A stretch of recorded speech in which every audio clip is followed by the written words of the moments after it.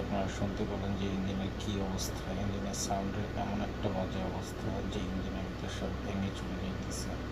ঠিক আছে, এই ইয়ামাহা এফজেড ফেজার এই বাইকগুলোর একটা কমন সমস্যা আছে, যেটা হলো যে এটার যে ম্যাগনেট বা ফ্লাই হুইল আছে, এটার পিছনে যে আমাদের সেলফের ওয়ান ওয়ে প্লাস আছে, এই প্লাসটার ম্যাক্সিমাম গাড়িতে এই নাট বল্টগুলো খুলে যায় অথবা ভেঙে যায়। তো এটা খোলার পরে এমন একটা অবস্থা দেখি যে এটা এতটাই বাজে অবস্থা যে এটা সব ভেঙে চুরে ওয়ান ওয়ে ক্লাসের উপরে যে মেটালটা থাকে, একটা পাতলা শিট থাকে, সেই শিটটা ভেঙে চুরে টুকরো টুকরো হয়ে ইঞ্জিনের ভিতরে চলে গেছে। আপনারা দেখেন যে ইঞ্জিনের ভিতর থেকে ম্যাগনেট দিয়ে একটা একটা করে টুকরো বের করা হচ্ছে। এই টুকরোগুলো আপনারা দেখলেই বুঝতে পারতেছেন যে এটা কী অবস্থা। আপনাদেরকে ওয়ান আই ক্লাসটা আমি দেখাইতেছি যে এটা নাট বল্টুগুলো লুজ হয়ে ভেঙে কী অবস্থা হয়েছে। আপনারা দেখেন,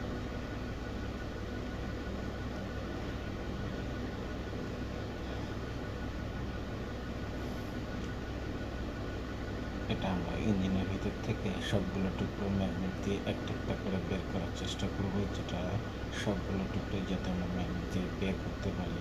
আপনারা দেখেন যে এপাশ ওপাশ ম্যাগনেটের টুকরা দিয়ে আমরা সবগুলো ভাঙার টুকরাগুলো বের করতেছি কীভাবে।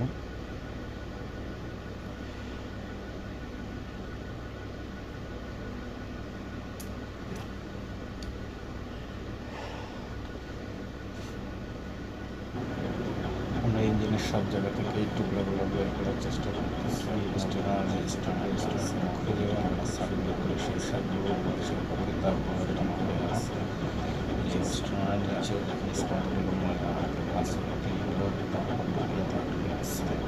এই টুকরোগুলো আমি বের করে তারপর এটাকে ভালো করে সুন্দর করে ধুয়ে ফ্লাশ করে তারপর ফিটিং করবো।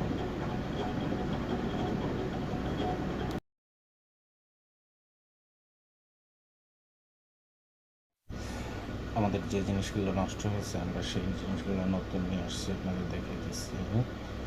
যেটা ম্যাগনেট সেটের গ্যাসকিট, ক্লাস সেটের গ্যাসকিট, যেটা ওয়ান ওয়ে ক্লাস বলি আমরা, সেই ওয়ান ওয়ে ক্লাস এবং ক্লাসের নাটগুলো 3টে নতুন নাট নিয়ে আসছি, সাথে হুইল ফিল্টার নিয়ে আসছি। আমরা এগুলো এখন লাগাবো, লাগানোর পরে আপনাদেরকে স্টার্ট করে সাউন্ড শোনাবো।